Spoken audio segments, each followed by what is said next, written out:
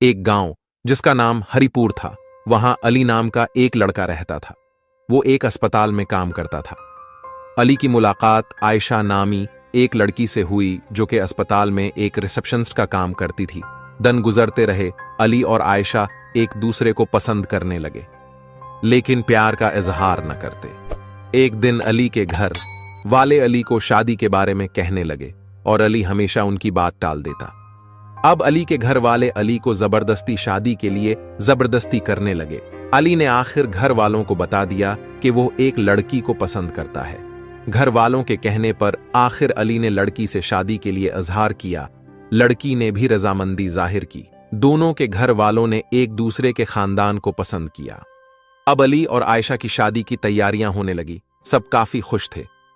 आखिर वो दिन आ गया। अली और आयशा की शादी बड़ी धूमधाम से हुई। हर तरफ ढोल और शहनाई बजाई जा रही थी। आयशा की तबीयत थोड़ी खराब होना शुरू हुई, पर आयशा ने यह सोचकर नजरअंदाज कर दिया कि शायद वो थक गई है। शादी के बाद कई बार आयशा की तबीयत खराब होती, पर आयशा हमेशा की तरह नजरअंदाज करती। एक रात अली सो रहा था कि उसको कमरे से आवाज आने लगी, जैसे कोई तेज चल रहा हो। अली ने पलट के देखा तो वो डर गया। उसने देखा कि आयशा हाथों और पांव दोनों से चल रही है और खौफनाक आवाजें निकाल रही है, जैसे कोई भेड़िया हो, और आंखों से लाल रंग की रोशनी निकल रही थी। अली ने डरते हुए आवाज दी, आयशा तुम ठीक हो? साथ ही आयशा बेहोश हो गई। कुछ दिन तक आयशा बिल्कुल ठीक होगी, जैसे कभी कुछ हुआ ही ना हो। अली भी ये सब भूल चुका था। एक दिन आयशा अली को कहने लगी, आज क्यों ना हम नदी के उस पार चलें, थोड़ी तफरीश हो जाएगी। अली के लाख मना करने पर भी वो जिद करने लगी। अली जानता था कि नदी के उस पार एक गहना जंगल है और जंगल की बहुत सी कहानियां अली ने सुन रखी थी। गांव वालों का भी ये कहना था कि शाम होते वो इस जगह से नहीं गुजरते, लेकिन आयशा की जिद की वजह से अली जाने के लिए राजी हो गया। वहां पहुंचकर आयशा और अली घूमते रहे। फिर वही हुआ जिसका डर था।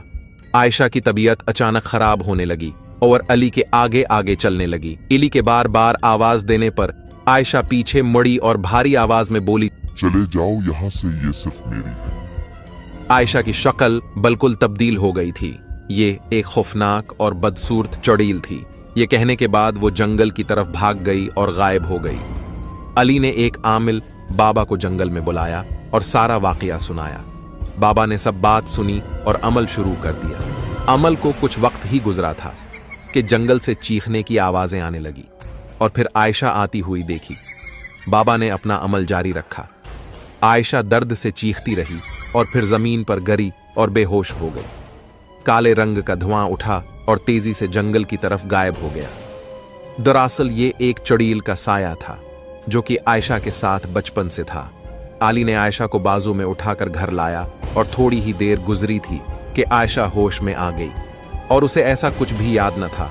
अली ने भी उसे कुछ न बताया और वो हंसी खुशी अपनी जिंदगी गुजारने लगे।